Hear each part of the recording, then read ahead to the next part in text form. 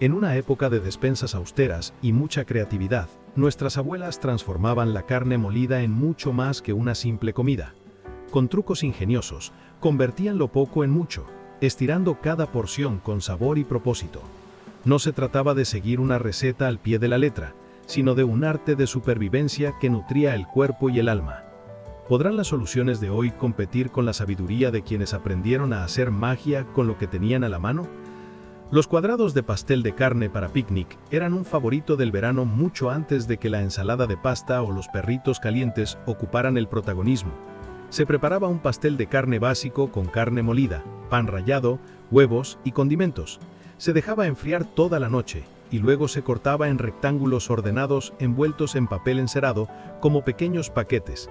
Estaban pensados para comerse fríos, directamente de la nevera portátil, sin necesidad de recalentar, sin líos y sin quejas.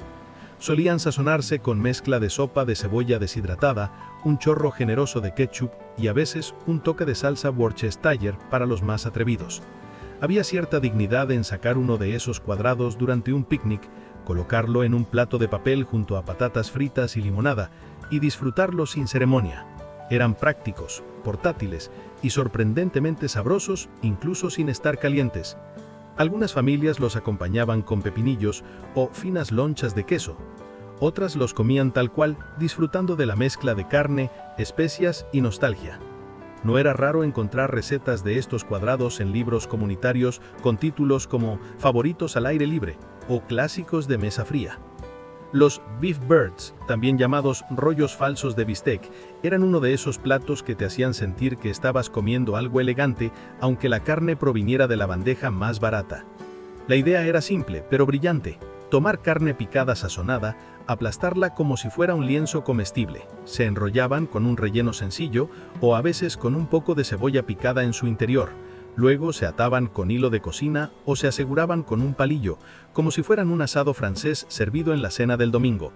Estos pequeños paquetes se doraban en la sartén y en ocasiones se terminaban en salsa, absorbiendo cada gota de sabor como si hubieran estado esperando todo el día para ello. La textura era suave, el gusto intenso y la presentación, bueno, esa parte te hacía sentir como si estuvieras cenando en un lugar con manteles de tela. Eran un disfraz perfecto para ingredientes humildes. Y justo cuando pensabas que la cocina americana no podía ser más ingeniosa, apareció un plato que convertía la carne molida en una bomba de sabor cubierta de fideos con una sorpresa crujiente. Se llamaban albóndigas puercoespín, porque se veían exactamente así: pequeñas bolitas de carne con puntas rígidas de arroz sobresaliendo como espinas. El arroz crudo se mezclaba directamente con la carne y al cocerse en la salsa de tomate se expandía, dándole ese aspecto entre plato de cena y proyecto artístico. Estas albóndigas no buscaban elegancia, buscaban rendir la comida. El arroz hacía que la carne alcanzara para más. La salsa les daba humedad y los niños se divertían viéndolas en el plato. La mayoría de las veces la salsa era simplemente sopa de tomate enlatada, mezclada con un poco de cebolla o condimentos. Nada de hierbas finas ni queso parmesano, solo lo que hubiera en la despensa. En hogares donde la carne debía racionarse con cuidado, estas albóndigas eran pura magia. Nunca las verías en un restaurante, pero en cada recetario de iglesia había al menos una versión de ellas. El Corn Chip Beef Bake nació de esos inventos de emergencia que ocurrían en cocinas de todo Estados Unidos en los años 70. Imagina esto: un poco de carne molida, media bolsa de fritos de maíz, una lata de tomates y ese sobre de condimento para tacos olvidado en el fondo del armario. ¿Qué hacías? Obra de magia. Era un pastel al horno descaradamente crujiente, con queso derretido y un sabor audaz. Se doraba la carne con cebolla y sazonador para tacos, luego se intercalaba en capas con fritos triturados, queso y tomates. Algunos le añadían frijoles rojos, otros juraban que lo mejor era coronarlo con crema agria justo al sacarlo del horno. De cualquier manera, terminaba siendo como una lasaña Tex-Mex soñada en medio de una huelga de supermercado. Salía burbujeante, dorado y absolutamente irresistible. Los padres confiaban en él para los potlucks, y así nació un nuevo clásico de las cacerolas americanas. En Francia, por ejemplo, no eran muy fanáticos de la tarta de conejo, así que inventaron la tarta de paloma. Esta delicia se remonta al siglo XVII, cuando el médico escocés James Hart escribió en 1633 que estas tartas se servían con demasiado exceso de pimienta. Con el tiempo, la receta se ajustó y se volvió un manjar en las mesas de banquete. Era un pastel salado de casa, con carne de paloma y otros ingredientes típicos de la cocina francesa, cubierto por una corteza de mantequilla que lo hacía un lujo. Era tradición que las esposas prepararan estas tartas tras una larga jornada de caza. Pero claro, los gustos cambian, y también las aves que llegan a nuestra mesa. Usar ceniza para ablandar frijoles sin necesidad de dejarlos en remojo toda la noche puede sonar extraño hoy, pero para los nativos americanos era una técnica esencial. Cuando no había tiempo que perder esperando 12 horas, recurrían a este atajo casi olvidado. Al añadir ceniza limpia de madera, sus propiedades alcalinas penetraban en los frijoles, debilitando su dura piel exterior y acelerando el proceso de cocción. No era solo cuestión de ahorrar tiempo, era supervivencia. Una comida más rápida podía significar una noche más segura, un estómago lleno antes de un viaje largo o simplemente un poco más de libertad en un mundo difícil. Aún hoy, algunos cocineros saben que los frijoles preparados con este método tienen un sabor más profundo y terroso que no se consigue con un simple remojo. Es un recordatorio de que la comida real siempre fue algo más que recetas. Era confianza en la tierra misma. El cowboy pie era rústico y contundente. Carne molida, frijoles horneados y una cobertura de panecillos que se doraba en el horno lo suficiente para sostenerlo todo. No había cowboys reales en la mesa, pero sí que parecía el plato perfecto para un ranchero hambriento.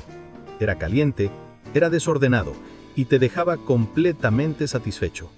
La base solía ser carne molida cocinada con cebolla y un poco de salsa barbacoa o ketchup. Luego, una capa de frijoles horneados enlatados y encima la masa de galletas lista para hornear. Cuando salía del horno, estaba dorado, burbujeante y tal vez un poco chueco, pero a nadie le importaba. Era confiable. Lo servías directamente de la fuente y esperabas que alcanzara para repetir. Ese plato que hacías cuando la despensa estaba casi vacía, pero aún había que poner la cena en la mesa. Y de alguna manera siempre daba en el clavo. Las hamburguesas de cebolla rellenas, sin pan, parecían una moda sacada de un sueño bajo en carbohidratos, pero en los años 70 fueron tendencia real. En esa época la gente empezaba a preocuparse por las dietas. Menos pan, más vegetales. Pero no estaban dispuestos a renunciar a la carne molida. Así nació la idea de transformar cebollas enteras en panecillos comestibles. Se vaciaba una cebolla, se rellenaba con carne molida sazonada, a veces mezclada con pan rallado, queso o huevo, se cerraba y se horneaba hasta que la cebolla se ablandaba y la carne quedaba jugosa. El exterior se volvía dorado y dulce, el interior rico y tierno. A veces se le agregaba salsa de tomate o un glaseado de barbacoa por encima, lo que le hacía verlo bastante elegante como para invitar a alguien a cenar, aunque seguía siendo sencillo de preparar un miércoles cualquiera. Era extraño, era atrevido y funcionaba.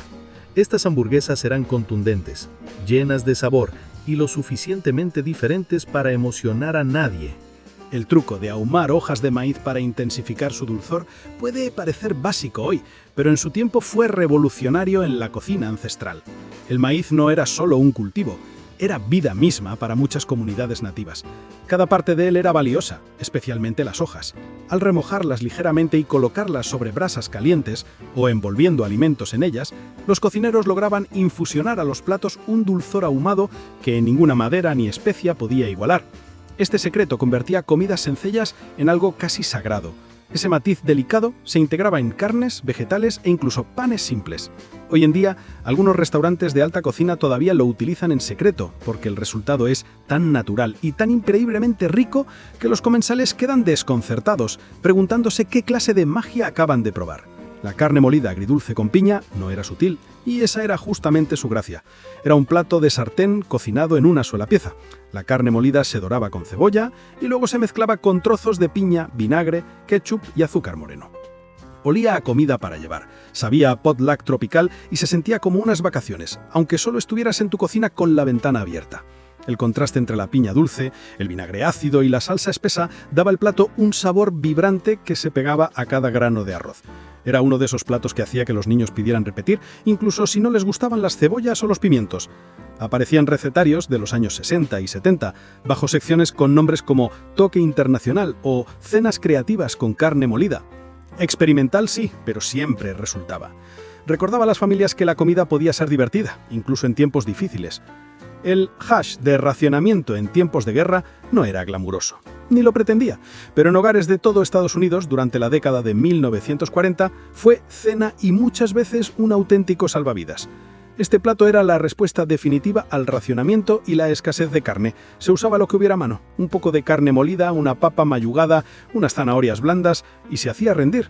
Con pan rallado o avena se alargaba la carne lo más posible. A veces se añadían restos de judías verdes en conserva o guisantes, y si había suerte, hasta un huevo para ligar la mezcla. Todo iba a la sartén y se dejaba dorar hasta que los bordes se tostaban y el fondo se pegaba un poquito al hierro. Oro en sabor. Aquello enseñó a las familias a aprovechar hasta la última miga y les daba un plato caliente y saciante cuando el mundo se sentía frío e incierto. Pero cuando las cosas mejoraron un poco y hubo algo más de dinero en los bolsillos, la comida se volvió cremosa, con más salsa, más queso y mucho más reconfortante. El caramelo de carne y patata es uno de esos platos extraños que parecen una broma, pero tenían todo el sentido en tiempos de necesidad. Era práctico, barato y surgió de la Gran Depresión y la Segunda Guerra Mundial, cuando lo único que importaba era llenar el estómago con lo que hubiera.